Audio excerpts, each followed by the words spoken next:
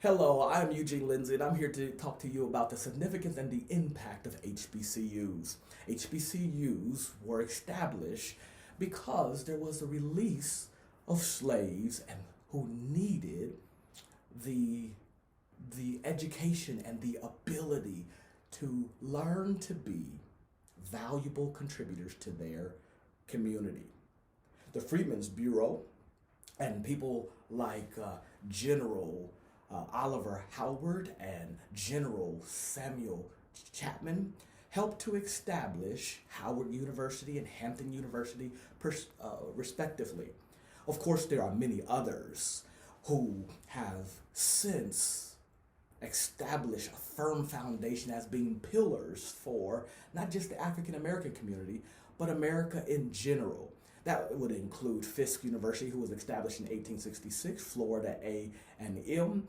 There is the North Carolina A&T, Morgan State, Tuskegee University, that was established by Booker T. Washington in 1868, and also Morehouse and Clark-Atlanta and Spelman and many others. Of course, there are some who would say, no, they're not necessary.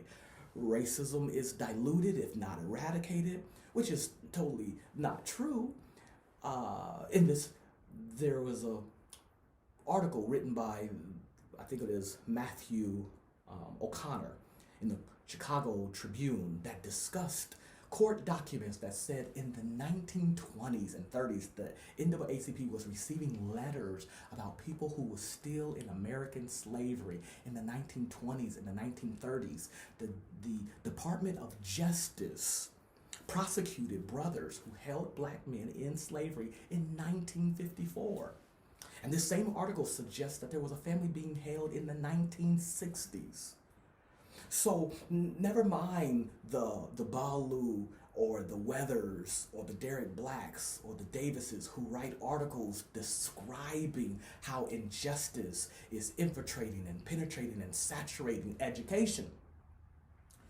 We can look at court cases, and we can look at happenings around us to say the injustice persists. And as long as injustice persists, then we have an answer for the people that Robin White Good describes in the article, where we hear the echoes of those who would say, oh, HBCUs are race-based anachronism. According to Robin White Good, who allows us to hear the echoes and the sentiments, the opposing view of those who would say HBCUs are inferior and they need to be taken over by for-profit institutions. Anybody who holds that idea is missing the beauty of what HBCUs has presented, and that those who have come. That would be a Julian Bond, and that would be a Bayard, and that would be a Dr. King, and a Jesse Jackson, and a John Lewis, and a Medgar Evers, and a Rosa Parks, and Oprah, and the current Vice President Kamala Harris have come out of these HBCUs, not mentioning the countless others. But also HBCUs have been known not just to admit people of non-black. Almost 50% of some places are non-black. It was never race as a prerequisite to get in.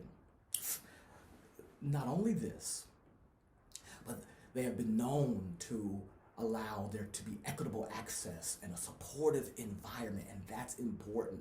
As one article said, not just admission, but acceptance. There's representation, there is cultural empowerment.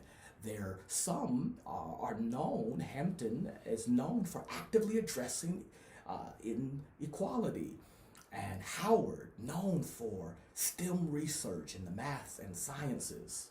So there is much to gain from HBCUs beyond just addressing the disparities. For me, I get a sense, a glimpse of my personal philosophy of education.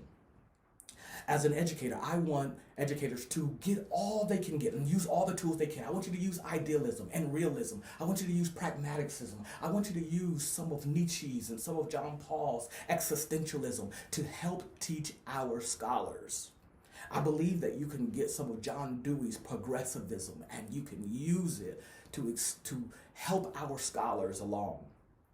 And if you want to get some of Vygotsky's constructionalism, then that's good. But for me, my personal philosophy of education is something that I like to call eclecticism or a gap philosophy of education. And that suggests that there are gaps in the philosophy of education and we can fill some of these gaps.